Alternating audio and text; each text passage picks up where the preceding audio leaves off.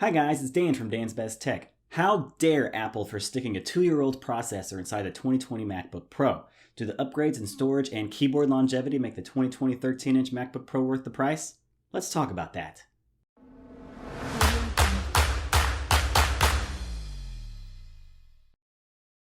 The 13-inch MacBook Pro is finally available for purchase. The cheapest option is still available for $1,300.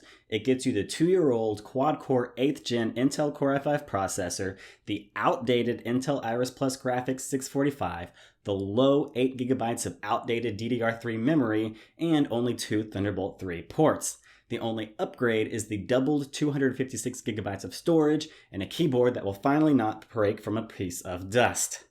That's great and all, but to me, in 2020, a professional laptop, something Apple includes in the branding of this laptop, needs to have at least 16GB of RAM, a current gen CPU, and a 1TB SSD at minimum. Apple actually does sell this in their 13-inch MacBook Pro, but it will cost you $2,000, $700 more than their base config. With it though, you get the latest 10th gen quad-core processor, the latest Intel Iris Plus integrated graphics, 16GB of faster DDR4 memory, and doubled Thunderbolt 3 ports. And a new keyboard that won't break from a piece of dust. As I stand here with my $1,500 Asus ROG Zephyrus G14 with its 1TB of storage, 16GB of RAM, and support for Wi-Fi 6, and an RTX 2060 Max-Q dedicated graphics card, I can't help but think to myself if the $2,000 13-inch MacBook Pro is worth it since it doesn't have a dedicated graphics card and it lacks Wi-Fi 6 support.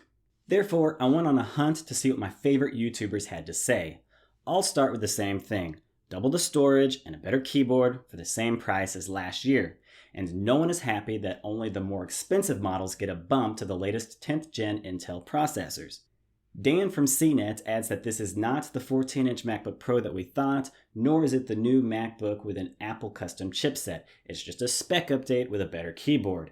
Dave Lee adds that the lack of the latest 10th gen processors in the base models is most likely Intel's fault. Their new 10th gen processors are more expensive, and to keep the costs down on the base 13-inch MacBook Pros, Apple decided to keep their cheaper 2-year-old processors so it didn't have to raise the prices.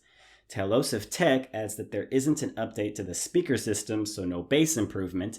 Max Tech adds that the upgrade to the 16GB of RAM is also only $100 more versus $200 more from last year, and we again still don't have Wi-Fi 6 support. Tallyho Tech adds that Apple might upgrade the 13-inch MacBook Pro again with Tiger Lake CPUs in just a few months, and Jonathan Morrison adds that the iPad Pro with its Magic Keyboard might be a more compelling option, especially with its much better webcam.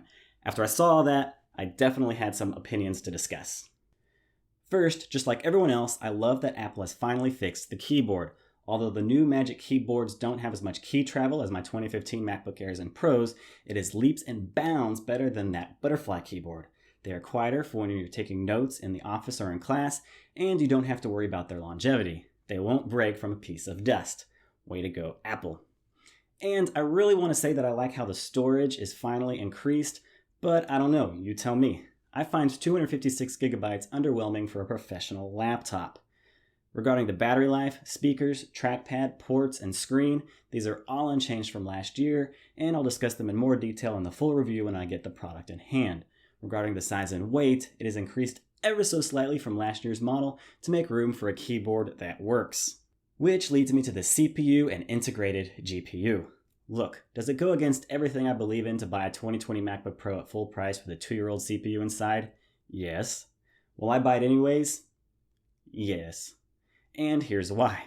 Some people only need CPU performance, and some people use external GPUs. And others, and I think Apple is included in this group, know that the integrated graphics included on the 10th gen CPU is not worth it to some people, especially with more powerful laptops like the 2020 Razer Blade Stealth and the Asus Zephyrus G14 with dedicated graphics cards weighing only slightly more. I mean, look at look at Geekbench 5's OpenCL score for last year's Iris Plus 645 versus this year's Iris Plus. The scores only improved from around 7,900 to 8,400.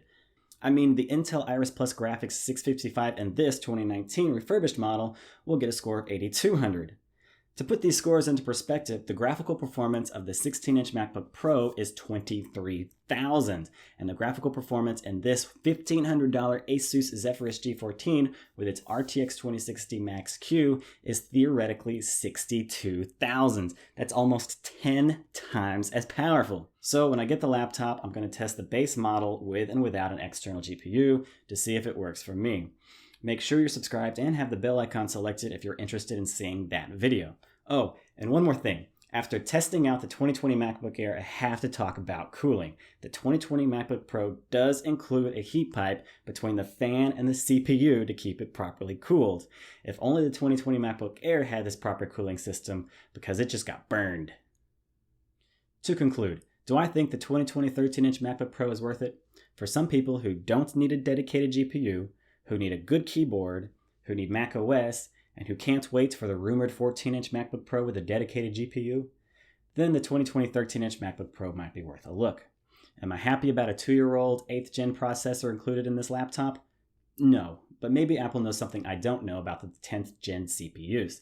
And again, as I stand here with my $1,500 Asus ROG Zephyrus G14 with its 1TB of storage that can easily be upgraded to 2TB, with its 16GB of memory that can easily be upgraded to 32GB, and its support for Wi-Fi 6, and with its dedicated RTX 2060 Max-Q GPU that blows graphical pants off of any MacBook Pro, I just get sad thinking that a similarly spec'd 13-inch 2020 MacBook Pro will cost me twice as much, and I lose out on the upgradability, the dedicated graphics, and the support for Wi-Fi 6.